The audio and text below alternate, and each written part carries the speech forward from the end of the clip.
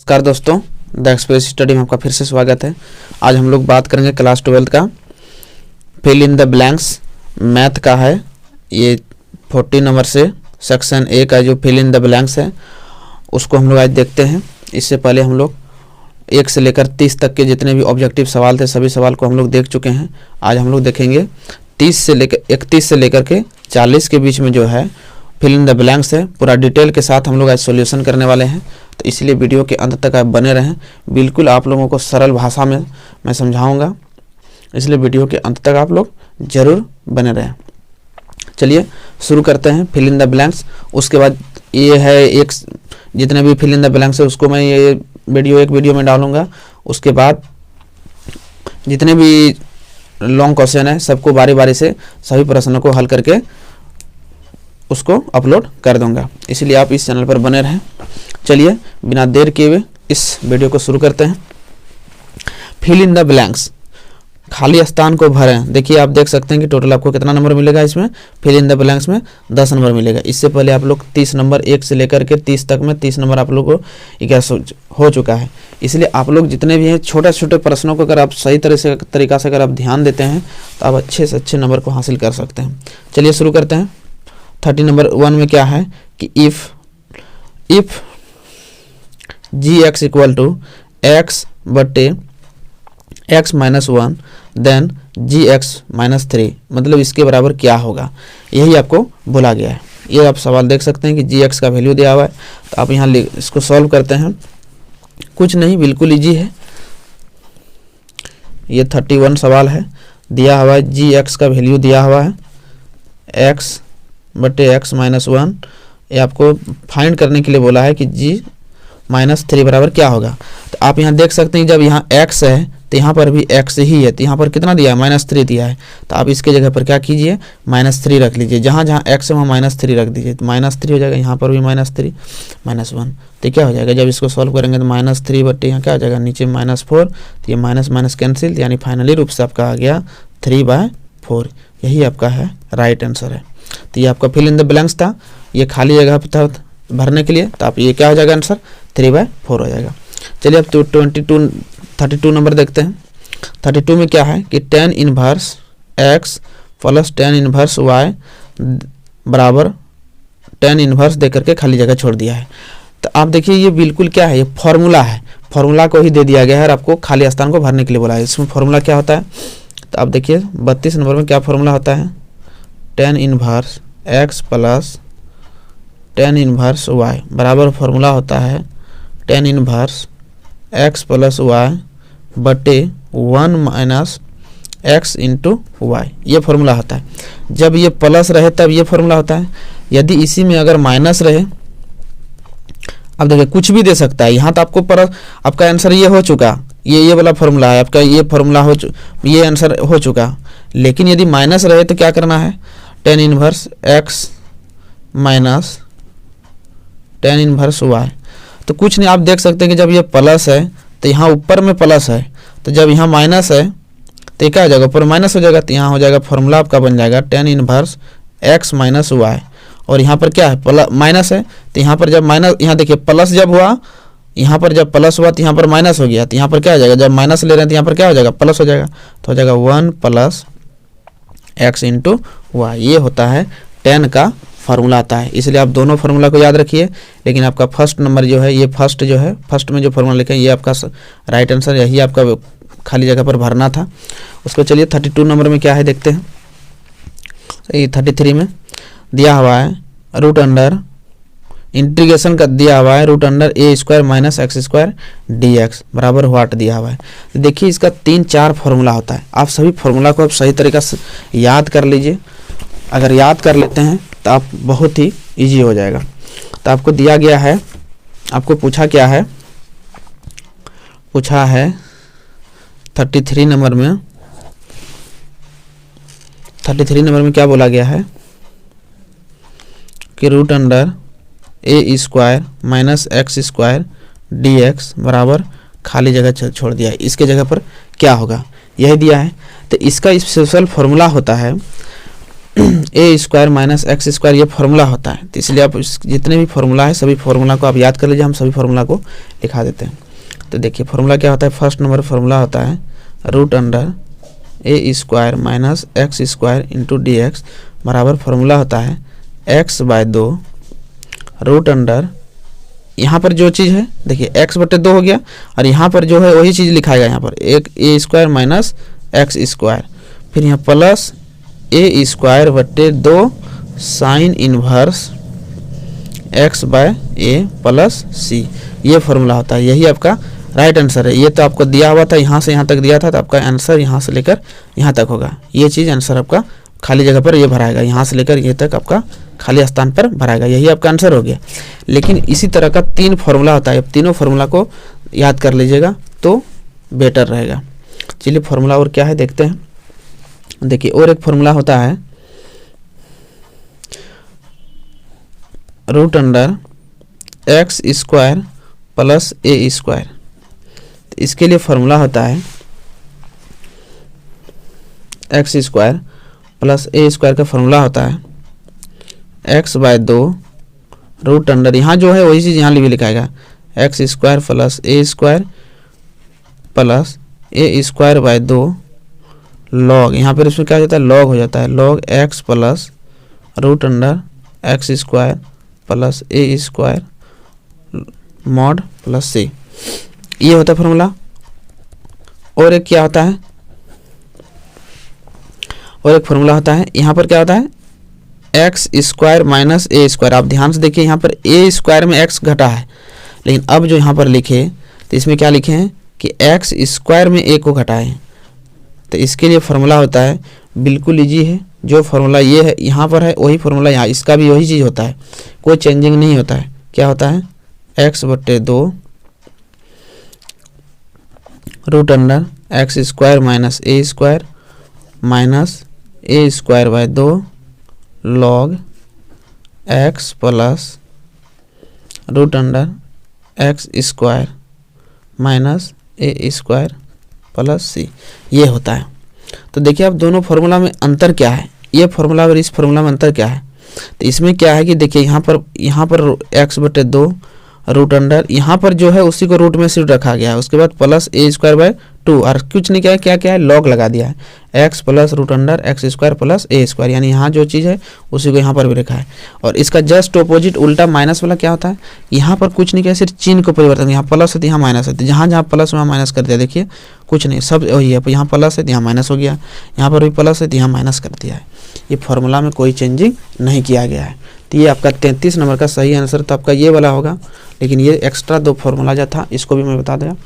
चलिए next question देखते हैं 34 नंबर। तो 34 नंबर में क्या दिया हुआ है, 34 नंबर में दिया हुआ है देख सकते हैं आप 0 से π/4 1/1 plus x square d x, ये दिया हुआ है 34 नंबर में। ये फार्मूला 34 नंबर का इंटीग्रेशन ये दिया हुआ है सवाल 34 नंबर में 0 से π/4 1/1 plus x square d x equal to खाली जगह। तो इसकी जगह पर क्या होगा, तो आप देख सकते हैं कि ये इंटीग्रेशन है, लिमिट वाला इंटीग्रेशन है, तो आप इसको क्या कीजिए इंटीग्रेशन कीजिए। तो सबसे पहले इसको इंटीग्रेशन करते हैं, तो इसका इंटीग्रेशन क्या हो जाएगा, जब इसको इंटीग्रेशन करते हैं तो क्या हो जाएगा, आपको पता होगा कि 1/1 plus x square into d x का इंटीग्रेशन का फॉर्मूला होता है tan इनवर्स एक्स, ये होता है फार्मूला। 1/1 प्लस एक्स स्क्वायर का फार्मूला इंटीग्रेशन होता है tan इनवर्स एक्स, ये होता है इसका इंटीग्रेशन का फार्मूला होता है। तो यहाँ पर क्या हो जाएगा, तो यहाँ पर भी हो जाएगा tan इनवर्स एक्स, तो tan इनवर्स एक्स होता है तो tan इनवर्स एक्स हो गया। अब यहाँ दिया हुआ 0 से π, तो यहाँ बैठा देंगे 0 से π/4 बैठा दिए। अब इसको सबसे पहले अपर लिमिट को बैठाते हैं, उसके बाद लोअर लिमिट को। तो अपर लिमिट क्या है π/4 है, तो बोल रखते हैं tan inverse π/4 minus tan inverse 0, ये रखें। तो अब देखिए tan इनवर्स, अब देखिए यहाँ पर tan इनवर्स π/4 दे दिया है, तो आप यहाँ tan इनवर्स π/4 है, तो आप यहाँ tan इनवर्स π/4 की जगह आप यहाँ पर अगर रहता tan इनवर्स अगर 1 रहता तब हम क्या सोचते कि टेन इन्वर्स है तो ये टेन कितना का मान 1 होता है, तो हम लिखते टेन पाई बाय 4 का मान 1 होता है, तब जाकर ये टेन इन्वर्स और ये दोनों टेन समाप्त हो जाता, तब इसका होता पाई बाय 4 होता। लेकिन आप देख सकते हैं कि यहाँ पर डिग्री ही मान दे दिया है, तो इसको आप देखिए, इसका 10/4 और इधर -0 हो जाएगा, तो 0 हो जाएगा, तो 0 का 0 ही हो गया, टेन इन्वर्स पाई बाय 4 ये खत्म हो गया। आंसर आप यहाँ पर भी लिख सकते हैं, ये आंसर ये भी हो सकता है। अन्यथा इसको यदि आप और हल करना चाहते हैं, देखिए ये इन्वर्स है, तो अगर आप इन्वर्स को नीचे अगर ले जाते हैं तो क्या बन जाएगा, 10π/4 हो जाएगा, 10π/4। और आप लोग को पता है कि 10π/4 का मान कितना होता है, 1 होता है, तो 10π/4 का मान 1 होता है, तो फाइनली रूप से आपका क्या आया, 1 आया। तो अगर ये ऑप्शन रहता तो ऑप्शन के हिसाब से तो आंसर हो ही जाता। तो आप देखिए, आप इतना भी इसको 10 इन्वर्स π/4 भी रख सकते हैं, अथवा ये आपका 1 आंसर होगा। चलिए नेक्स्ट सवाल देखते हैं, 35 नंबर में देखते हैं। 35 में क्या है,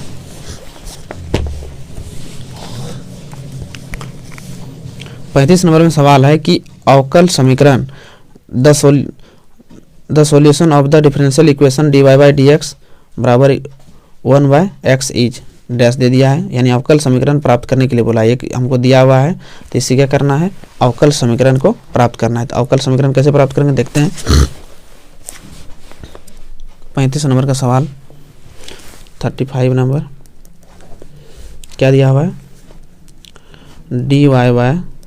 dy/dx 1/x, इसको हम लोग क्या करना है, एक हल करके अवकल समीकरण प्राप्त करना है।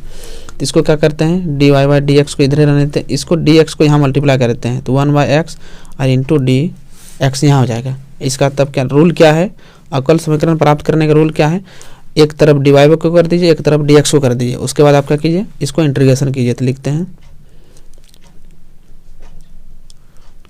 इंटीग्रेशन बोथ साइड्स, तो इंटीग्रेशन करते हैं, तो dy इसको जब 1/x इंटू dx इसको इंटीग्रेशन करेंगे, तो dy का इंटीग्रेशन y होता है, और 1/x का इंटीग्रेशन log mod x होता है, और प्लस ये लिमिट इसमें नहीं दिया हुआ, इसलिए इसके एक कांस्टेंट जुड़ता है c। तो आपका यही आंसर, आपका अवकल समीकरण का ये फॉर्मूला हो गया, ये आंसर यही हो गया आपका। चलिए अब 36 नंबर में चलते हैं। 36 में क्या कहा है, 36 में दिया हुआ है j डॉट इतना बराबर, इसको निकालने के लिए बोला है। देखिए आप, ये आई कैफ डॉट जे कैफ बराबर व्हाट, ये चीज़ दिया हुआ है। तो आप यहाँ देख सकते हैं क्या दिया हुआ है, डॉट दिया है। तो आप लोग को फॉर्मूला पता है कि a डॉट b का फॉर्मूला क्या आता है, a डॉट b का फॉर्मूला आता है a mod b into cos theta, ये होता है। तो इसको फॉर्मूला में उठा दीजिए। तो आप यहाँ जानते हैं कि ये होता है, ये 3 एक्सिस होता है,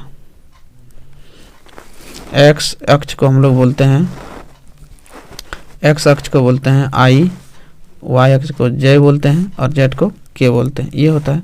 और तीनों के बीच में जो होता है 90 डिग्री का एंगल बनता है। तो आप यहाँ पर इसको तोड़ेंगे, इस फॉर्म में तोड़ेंगे तो क्या होगा, तो ये हो जाएगा, इसको जब तोड़ेंगे आई डॉट, इसको जब तोड़ेंगे तो क्या हो जाएगा, मॉड आई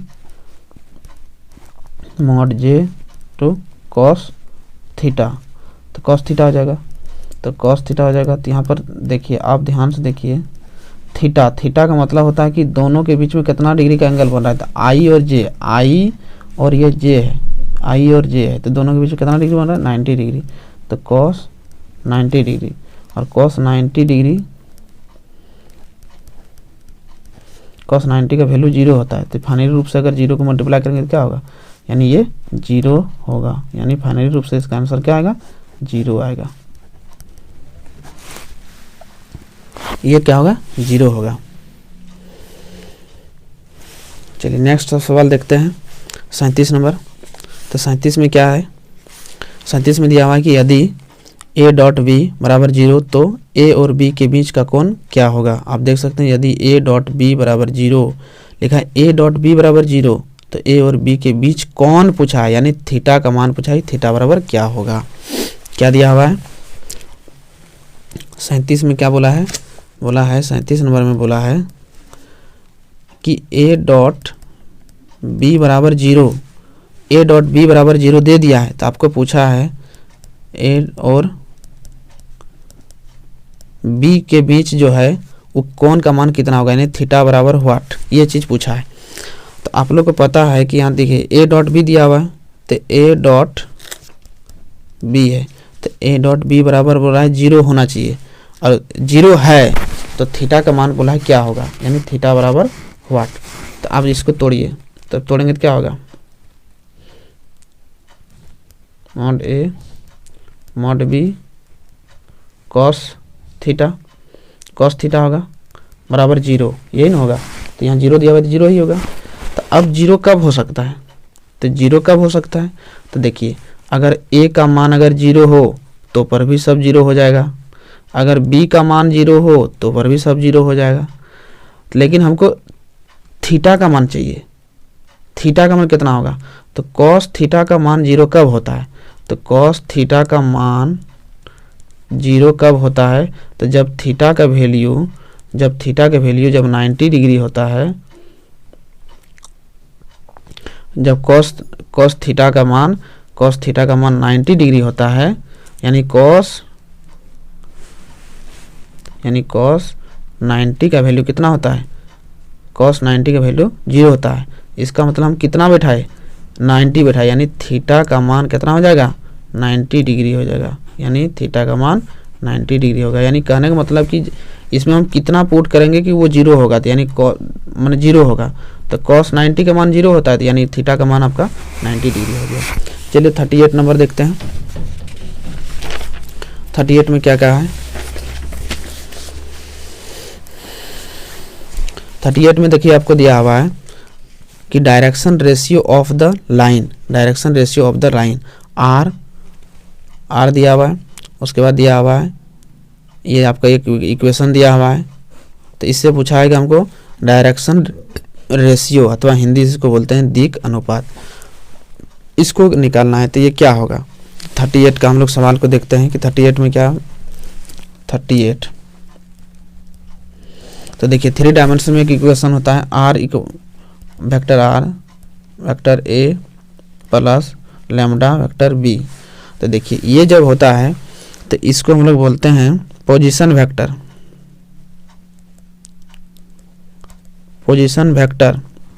और इसको हम लोग बोलते हैं पैरेलल वेक्टर, इसको बोलते हैं पोजीशन वेक्टर, इसको बोलते हैं पैरेलल वेक्टर। तो पैरेलल वेक्टर जो होता है, तो पैरेलल हमको इक्वेशन क्या दिया हुआ है, इक्वेशन हमको दिया हुआ है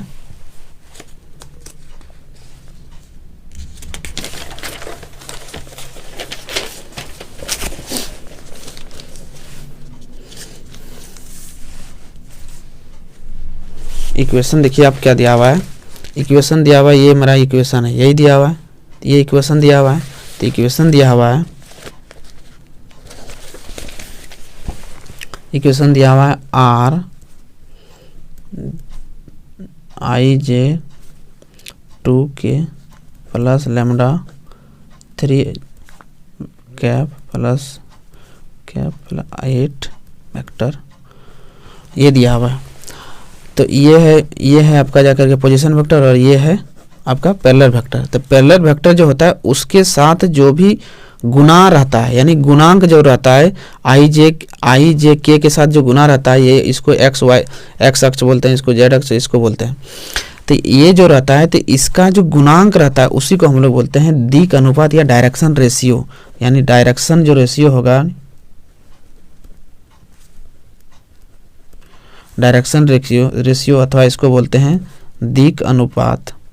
तो दिक् अनुपात क्या होता है कि इसके साथ जो गुना है हर एक के साथ, वही होता है डायरेक्शन रेशियो होता है। तो कौन कौन है, 3 है, 2 है, 8 है, यानी 3,2,8, यही आपका आंसर होगा। चलिए अब 39 नंबर देखते हैं। 39 नंबर में क्या है, देख सकते हैं कि 39 में क्या है कि if A and B are events such that P A by B equal to P B by A, then what, तो माने क्या होगा यही पूछा है। तब इसको सॉल्व करते हैं। देखिए सॉल्व कीजिए, कोई दिक्कत नहीं, बिल्कुल ईजी है, छोटा छोटा प्रश्न दिया हुआ है। तो आप लोग को देखिए समझाने के लिए हम इतना लॉन्ग प्रोसेस बना रहे, लेकिन आप लोग जब समझ जाएंगे तो ये आप शॉर्ट से भी कर सकते हैं। देखिए इसको हम लोग क्या करते हैं, इसका फॉर्मूला होता है पी ए बाई बी का फॉर्मूला होता है, क्या होता है, पी ए इंटरसेक्शन बी बट्टे यहाँ नीचे में जो रहता है, नीचे में कौन है, पी बी है, तो यहाँ होगा पी बी, तो ये होता है फॉर्मूला। तो इसको यहाँ फॉर्मूला लगा दीजिए, तो हो जाएगा पी ए इंटरसेक्शन बी बट्टे नीचे में कौन है, बी, तो हो जाएगा पी बी। उसी प्रकार इधर तो इसको फॉर्मूला लगाएंगे, तो क्या है, यहाँ पहले बी है तो हो जाएगा बी इंटरसेक्शन ए, और नीचे में क्या है, ए, तो हो जाएगा पी ए, ये हो जाएगा। लेकिन आप लोग को पता है ए इंटरसेक्शन बी है और यहाँ दिया हुआ है बी इंटरसेक्शन ए बोला है, तो दोनों तो एक ही है, यानी दोनों तो कहने का अर्थ तो एक ही है। तो इसको मतलब ये दोनों को हम क्या कर सकते हैं, काट सकते हैं। बी इंटरसेक्शन ए बोलिए अथवा ए इंटरसेक्शन बी बोलिए, दोनों तो एक ही चीज़ है। तो उसी प्रकार अब यहाँ क्या बचा, 1 बाय पी बी बट्टे 1 बट्टे पी ए बचा, ये बचा। दोनों को जब आपस में क्रॉस मल्टीप्लिकेशन कर देंगे तो क्या हो जाएगा, तो ये हो जाएगा आपका जाकर पी बी हो जाएगा और ये आपका पी ए हो जाएगा। यानी फाइनली आपका क्या कर सकते हैं, यानी पी ए बराबर पी बी कर सकते हैं, यही हुआ, यही आपका फाइनली रूप से आंसर हो गया। अब ये नहीं कि पी और इसका दोनों को पी को हटा दें, नहीं, पी को आप नहीं हटा सकते। ये नहीं कि आप कर दिए ए बराबर बी कर दिए, तो ये सरासर आपका क्या हो जाएगा, गलत हो जाएगा। आप ऐसा नहीं कर सकते। ये जो दर्शाता है ये प्रोबेबिलिटी को दर्शाता है कि probability of A probability of B, ये चीज़ को दर्शाता है। आपका ये हो गया आंसर। चलिए लास्ट क्वेश्चन है, 40 नंबर का क्वेश्चन है। 40 नंबर में क्या है देखते हैं। देखिए आप देख सकते हैं कि 40 नंबर में क्या है, 40 नंबर में है कि यदि P A equal to 1/2 P B equal to 0 then P A by B is what, ये चीज़ दिया हुआ है। तो अब इसको, तो ये दिया हुआ है, तो क्या क्या दिया हुआ है, पी ए इक्वल टू दिया हुआ है 1/2 और दिया हुआ है पी बी इक्वल टू 0। तो हमको पूछा है कि P A by B equal to what, ये चीज़ पूछा है। कोई दिक्कत नहीं, फार्मूला भी अब देखें कि फार्मूला क्या होता है। देख सकते हैं कि फार्मूला यहाँ पर लिख दिए हैं, फार्मूला क्या होता है, यही फार्मूला होता है। तो आप फार्मूला को लगा दीजिए। तो formula P A by B का क्या होता है, पी ए बाय बी का फार्मूला होता है P A intersection B, P A intersection B बटे नीचे में जो है यहाँ पर क्या है, बी है, तो पी बी हो गया। तो हमको इंटरसेक्शन का वैल्यू पता नहीं है, चलिए कोई बात नहीं। तो ए इंटरसेक्शन बी, लेकिन बी का पता है, तो पी बी का वैल्यू कितना है, 0 दिया हुआ है। क्या दिया हुआ है, 0 दिया हुआ है। और आप जान गए कि नीचे में अगर किसी भी भिन्न रहे, फ्रैक्शन रहे, उसके अगर नीचे में अगर 0 आ गया तो उसको हम लोग कहते हैं अनडिफाइंड, यानी वो अपरिभाषित कहा जाता है, अपरिभाषित, यानी इसको हम लोग डिफाइन नहीं कर सकते, यानी अपरिभाषित। इसका आंसर क्या होगा, अपरिभाषित या अनडिफाइन, नॉन डिफाइन, ये आपका होता है। तो ये था आपका 40 नंबर तक का ये सॉल्यूशन था। तो उम्मीद करते हैं कि आप लोगों को ये समझ में आ गया होगा, अच्छी तरह समझ में आ गया होगा। यदि आप लोगों को कहीं कोई परेशानी हो तो बिल्कुल आप कमेंट कीजिए, आप लोगों का जवाब दिया जाएगा। और 40 नंबर से खंड सेक्शन ये जो बी है, सेक्शन बी है, सेक्शन सी जो है, जितने भी सवाल हैं सभी सवाल को आप लोगों को सॉल्व करके वीडियो अपलोड कर देंगे, इंतज़ार कीजिए। तो प्लीज़, उम्मीद करते हैं कि आप लोगों को ये समझ में अच्छी तरह से आ गया होगा। चलिए अब मिलते हैं नेक्स्ट वीडियो में। हाँ, तो इससे पहले आप लोगों की एक रिक्वेस्ट है, यदि आप लोग इस चैनल पर नए हैं तो प्लीज़ इस चैनल को सब्सक्राइब कर लें। परीक्षा से, एग्ज़ाम से रिलेटेड जितने भी वीडियो है तो सबको आप लोग को प्रोवाइड किया जाएगा। चलिए मिलते हैं नेक्स्ट वीडियो में, तब तक के लिए जय हिंद।